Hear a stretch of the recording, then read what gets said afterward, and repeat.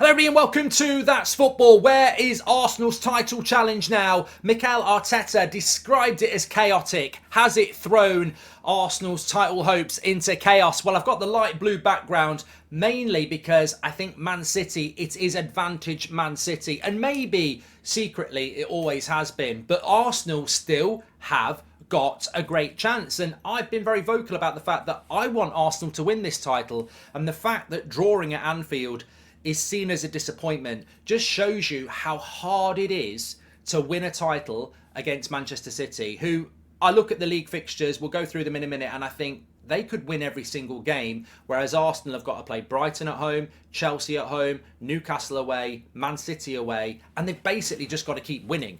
Arteta, let's start about what he said after the game. You could sense a disappointment. He said we've got to move on and we've got to get the players to play like they did in the first half an hour where they were 2-0 up in total control. But he said it became a transitional game. He said it became chaotic, and in that chaos, Liverpool had lots of chances, and you can't argue with the fact that they got something out of the game. It's a major blow for Arsenal, and I think that they know now that Man City have the momentum and they have the experience. It's still a 6-point gap, but it's a game in hand and a game at the Etihad that if Man City win that game in hand, which I'm sure they will, and if they win at the Etihad, which they'll be favourites to do, they will be top on goal difference. And I don't want to throw that in there, but if Arsenal were to lose this title on goal difference, it's not an injustice, it's a fact, but what a way to lose it. Arsenal have got to learn from the chaos of yesterday that Arteta described and go to the Etihad and not defend. They can't go and defend. This is exactly what happened at Anfield. They're 2-0 up and they think the game's won and they think they can see it out because they've done that this season. But in these types of atmospheres, the Old Traffords, the Anfields, and when you're playing a Man City at the Etihad, the Etihad gets a lot of stick for not being, very atmospheric, but it can be a couple of times a year, and it will be in that game. It's the same when United play, and it will be that. They'll create an atmosphere. Arsenal cannot sit in. They've got to do what they do well, and Arteta's right. They've got to do what they did in that first half an hour.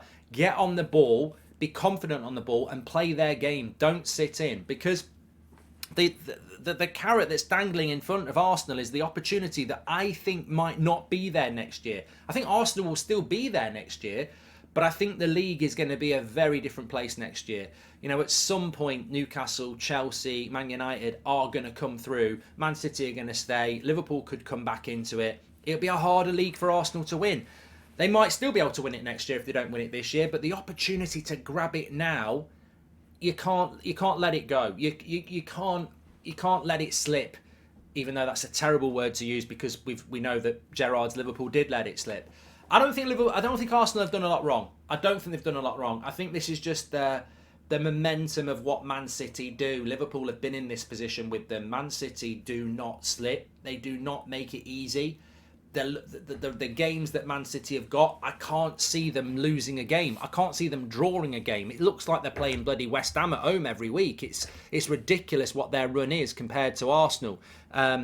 But the one game that's going to make this league table is going to be the game at the Etihad. Because if you look at Man City's run-in, it's hardly even worth looking at.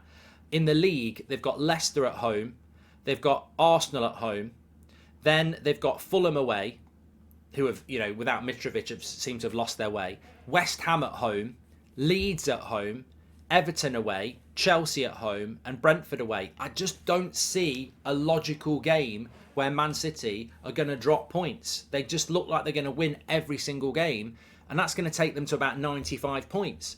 Arsenal could top 90 points and not win this title. In some ways, I think Arsenal need to sort of put the pressure onto City. I think they sort of need to go, yeah, City are the favourites, and get back into that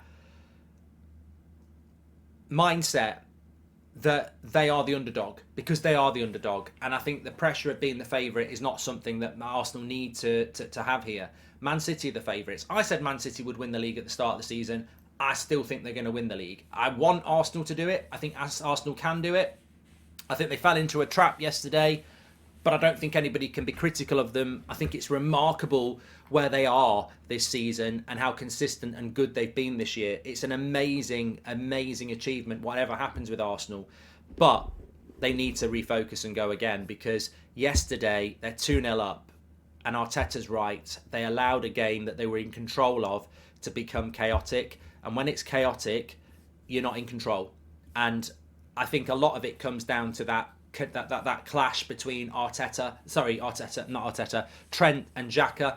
I think that got the crowd up, that got Trent up. He was having a crap game at that point. The aggression, the crowd, that got them going. And I think Arsenal fell into that trap where they felt that they were so good that it didn't matter, that they can have a fight, they can get into that situation. But you're away from home.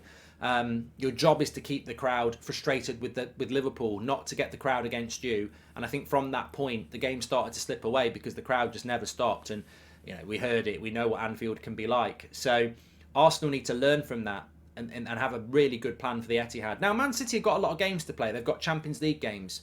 They're playing Champions League this week, then Leicester, then Champions League. Then they've got another game. I think they've got Arsenal midweek from that. So lots of game, lots of rotation. Let's be honest, Arsenal could do with Man City getting a bit of what United have had. They could do with a Rashford-type injury to one of their forwards. They could do with that. But whether that's going to happen or not, it's all going to come down to that game at the Etihad. And I think that Arsenal were naive at the Emirates against Man City. And I think that they can't be naive again. They've got to play a 90-minute game where they're absolutely on it. And they've got to play at their absolute best, because that is going to be a title decider. I think if Man City win that game, they'll go on and win the league. If Arsenal draw that game, they've got a great chance of winning the league. If they win that game, they'll go on and win the league. So it's all going to come down to that. I don't think Arsenal are going to slip. I don't think Arsenal are going to lose their mentality.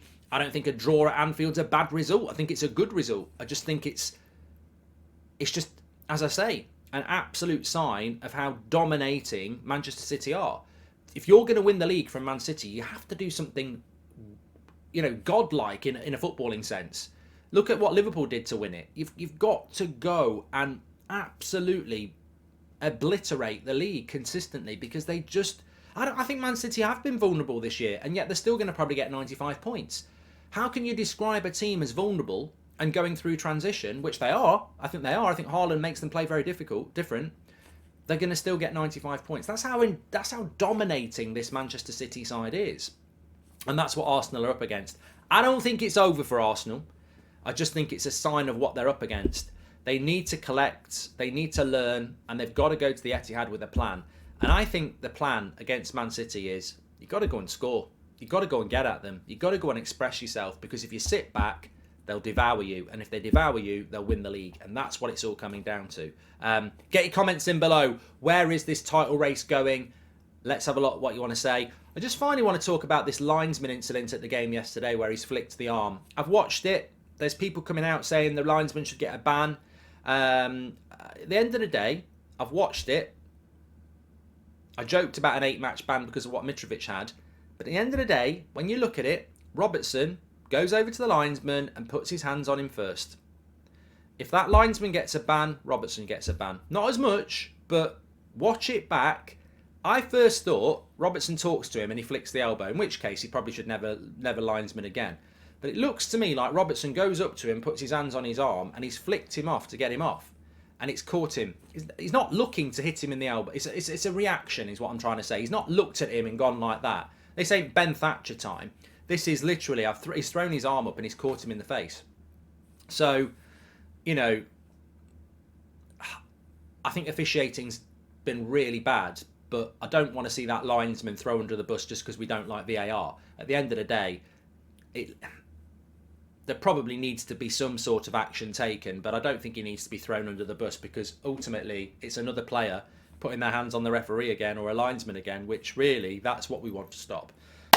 Interested to see your comments on that as well. Thanks everyone for watching. Smash a like on the video and subscribe. I'll speak to you soon. Don't forget, we've got Champions League watch-alongs this week. Tuesday, Wednesday, massive games.